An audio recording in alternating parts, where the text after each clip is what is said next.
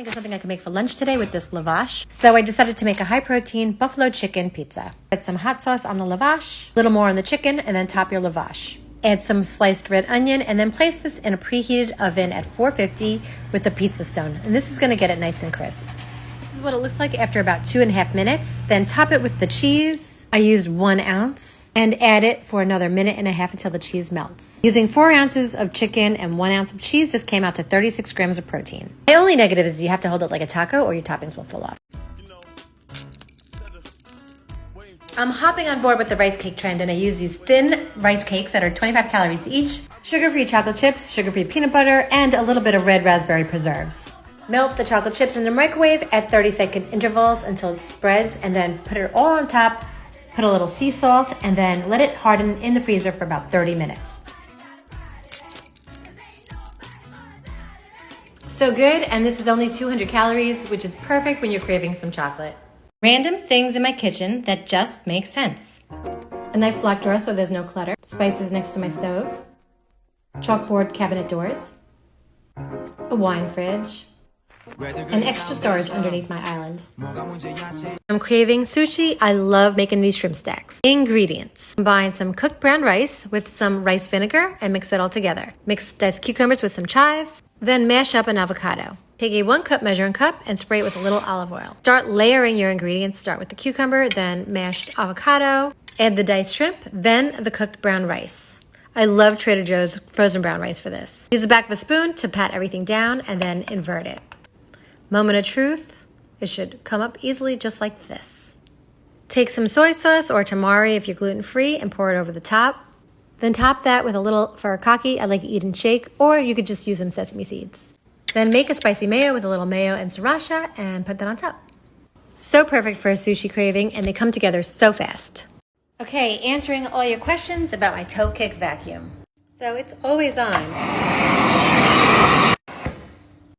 So this works if you have central vac. So I do, and you can see here is the hose. So the hose pulls out, and this is long enough to do the entire first floor. So if you go into the garage, that's where the main unit is. And there's a bag in there, and it's just like a regular vacuum, but it's just out of the way. Let me show you how to make an adult grilled cheese. This one is broccoli and Havarti. So good. Steam some broccoli florets in the microwave for about 2 minutes, then chop them really fine. Saute some chopped garlic in a little oil, then add the broccoli.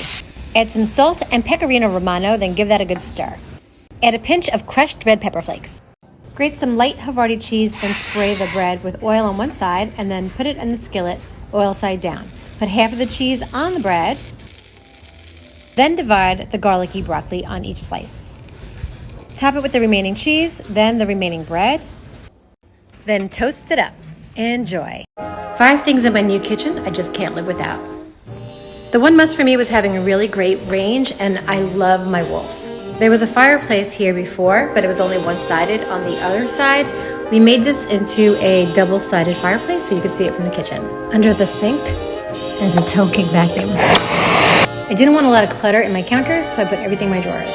I have a lot of kitchen gadgets, and they all fit in these drawers. One of these drawers even has a knife block. Because I cook for a living, I have a full freezer and refrigerator. And a double wall oven, if you cook a lot, is definitely a must. I wasn't sure if I was going to use this warming drawer, but I use it all the time.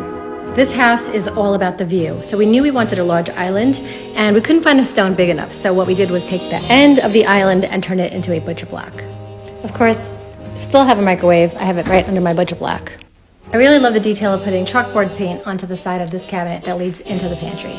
Frozen blueberry yogurt is made with just 5 ingredients, and it's so good. Start by simmering fresh blueberries with a little water and monk fruit sweetener or sugar. Let them cool, put them in the blender, blend until smooth, and then run it through a mesh sieve. Then add some whole milk yogurt, a little agave, and mix it all together. This right here is so good, I could drink it. Next, you're gonna freeze this overnight in the Ninja Creami. And when you want to eat it, pop it right into the machine. Press light ice cream, and you will get the most creamiest, most delicious blueberry frozen yogurt. I'm obsessed. What flavor should I make next?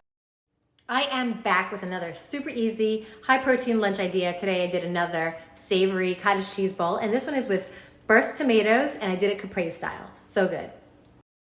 Now, before you go thinking I've lost my mind, this whole milk cottage cheese by Good Culture is so good. Almost reminds me of the inside of burrata. So I figure why not take some tomatoes, add a little olive oil, salt, and air fry them for 5 minutes at 400 until they burst. Then I top them over my cottage cheese, added a little extra virgin olive oil, some balsamic, salt and pepper and basil, and it was delicious. 5 minutes and 29 grams of protein.